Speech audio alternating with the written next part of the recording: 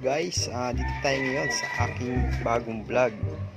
So, ito ngayon yung vlog natin, yung ating transformer plate number holder na nabili natin sa Shopee.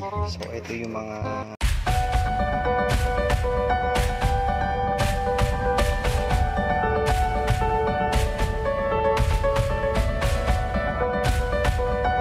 guys, dito tayo ngayon sa aking bagong vlog. So, ito ngayon yung vlog natin, yung ating transformer plate number holder na nabili natin sa Shopee. So, ito yung mga component niya. Ito yung mga holder, ito yung mga tube. So, ito ina-assemble to. So, ikakabit natin siya sa ating plate number ng ating Honda Click. So watch out for the next step, the next video paano ikabit. So pag-assemble ng ating transformer plate number, so ito yung gagamitin natin. So ito yung pagkakabit niya. Ito parang yung mga butas yan. So ito pinaka-gilid is yung gitna, so para ma-i-adjust natin siya na maayos, makabit natin.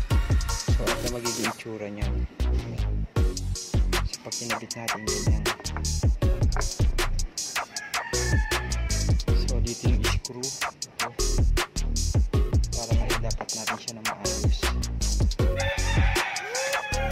Kasi hindi pwede dito hindi natin mailalapat na maayos yung ating tubo. So ikabit na natin yung isa.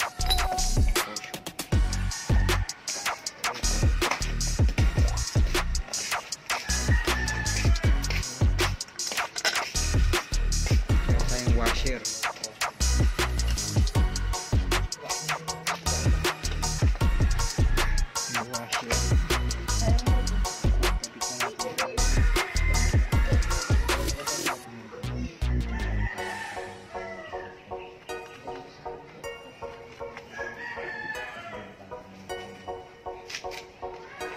Kabila naman, hindi pa natin diigpitan kasi iaalay pa natin yan.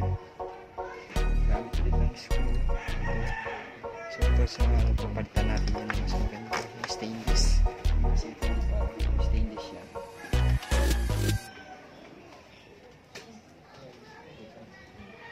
Lagyan natin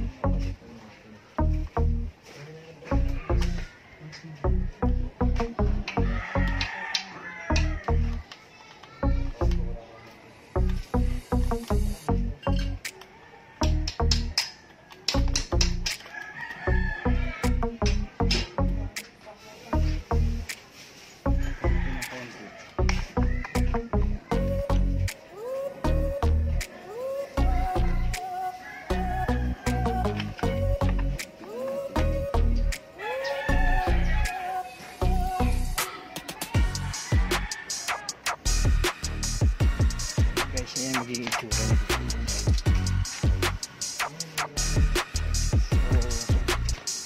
So tubo na to, kakabit natin yun.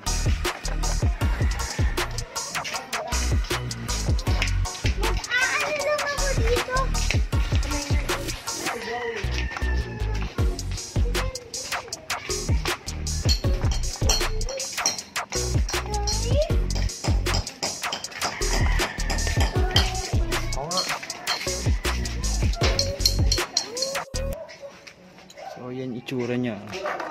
Kabit naman natin itong pangalawang portion. So nakabit na natin yung tubo. A few minutes later. So guys, ito nakabit na natin yung ating plate number. Dito natin kinabit yung plate number. Ay isa pang parang hook, ano to, yung holder dito. So nakakabit na siya. Sunod ihigpitan na lang natin. Yan, pwede na siyang modified sa hook.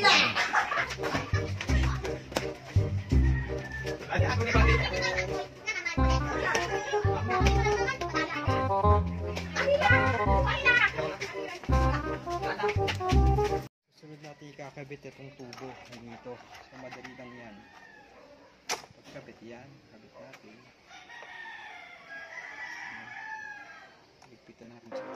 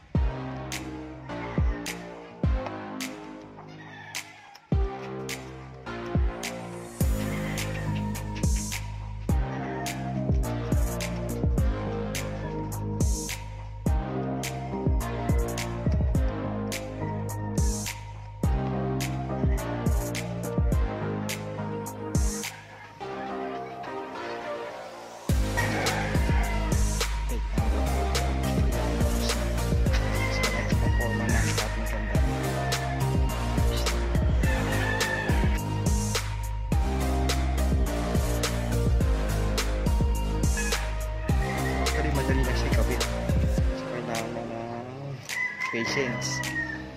Kasi sa mga baguhan na magkakabit, medyo nangangapakan. So may mga instruction naman dyan, pwedeng panoorin sa YouTube tulad ng ginawa ko ngayon. Panoorin nyo ito paano magkabit. So sa halagang 450 makakabit na. Ayan.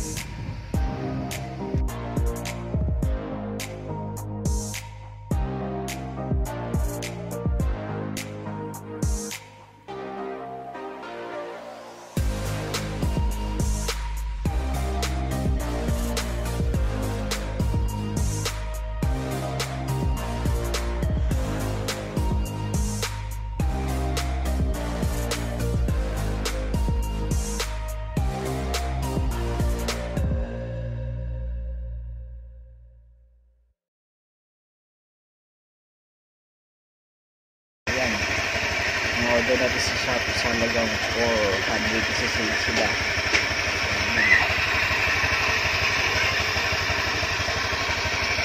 Thanks guys for watching. Don't forget to subscribe on my channel. Until my next vlog. Bye bye guys.